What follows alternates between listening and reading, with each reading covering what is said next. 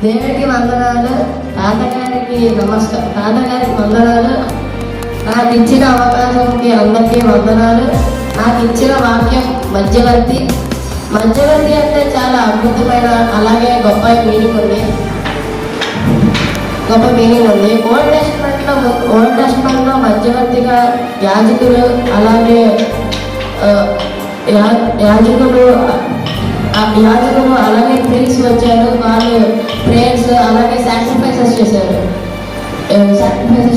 కానీ new టెస్ట్మెంట్లో 1 Timothy 2:5 ఒక దేవుడు ఉన్నాడు మరియు దేవునికి మనకు మధ్యవర్తిగా ఒకడున్నాడు, ఆయనే క్రీస్తు అని చెప్పాను. క్రీస్తు మన పాపాన్ని అన్నింటినీ పోగొట్టడానికి తను సాక్రిఫైస్ చేశాడు. అలాగే దేవుడికి మనిషికి బాండ్ క్రియేట్ చేశాడు. తాను మధ్యవర్తిగా ఎదుకొచ్చాడంటే దేవుడిని అలాగే మనుషుల్ని మంచి బాండ్ క్రియేట్ చేస్తూ అలాగే మన పాపాన్ని తొలగివేసి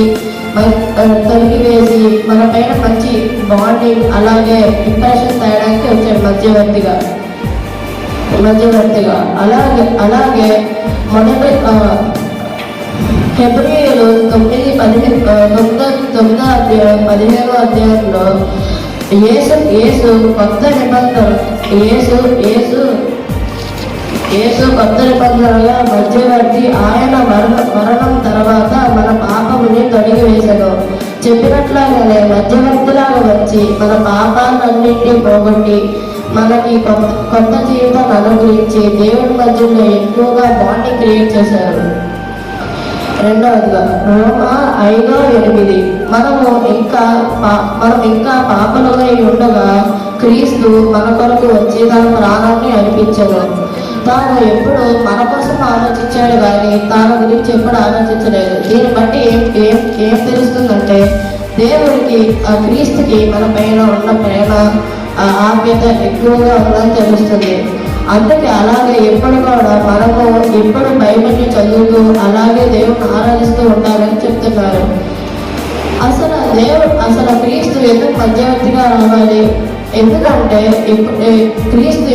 మధ్యవర్తిగా వచ్చారంటే మన కోసం తన ప్రాణాలు అర్పించడం మొదటిగా, అలాగే రెండవదిగా ఎప్పుడు మన కోసం బాండింగ్ క్రియేట్ చేస్తూ అలాగే మన గురించి ఎప్పుడుగా మంచిగా చెప్పాలనే తప్ప ఎప్పుడూ చెడుగా ఆలోచించలేదు.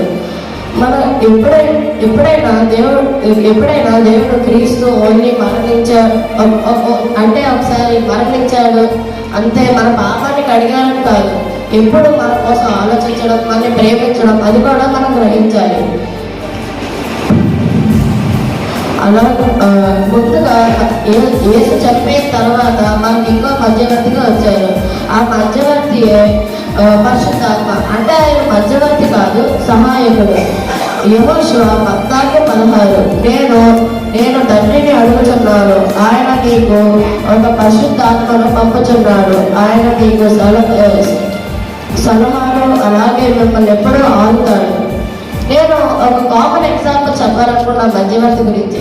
మధ్యవర్తి అంటే సపోజ్ 2 ఫ్రెండ్స్ ఉన్నారు. ఆ 2 ఫ్రెండ్స్ మధ్యలో గొడవ అయింది. సపోజ్ నేను శ్రేయస్ అని ఉన్నాను. శ్రేయస్ అనేది నాకు గొడవ అయితే అభిష్ వచ్చాడు. అభిష్ వచ్చి మాట్లాడాడు. ఏంటంటే ఇప్పుడు నా గురించి తెలుసుకున్నాడు. నేను ఎందుకు హర్ట్ అయ్యానని అభిష్ తెలుసుకొని శ్రేయస్ అని చెప్పాడు. అలాగే అభిష్ శ్రేయస్ అని తెలుసుకొని శ్రేయస్ వల్ల అంటే తన వల్ల నేను హర్ట్ అయ్యానని తెలుసుకొని నాకు చెప్పాడు. అలాగే ఇద్దరు మధ్యలో మళ్ళీ బాండింగ్ క్రియేట్ అయింది. అలా బాండింగ్ క్రియేట్ అవడం వల్లే మళ్ళీ మేము ఫ్రెండ్స్గా అయ్యాము. అలాగే ఇప్పుడు అభిషేక మధ్యవర్తి మా ఇద్దరి మధ్యలో ప్రేమను అలాగే ఆప్యాయతను చేశాడు. అలాగే ఇప్పుడు దేవుడు కూడా మనం ఎన్నో పాపాలు చేస్తాము. ఫోన్ చేస్తాము, టీవీ చేస్తాము, గేమ్స్ ఆడతాము, అన్ని పాపం మాట్లాడతాం. కానీ క్రీస్తు ఎప్పుడు మన గురించి ఆలోచిస్తూ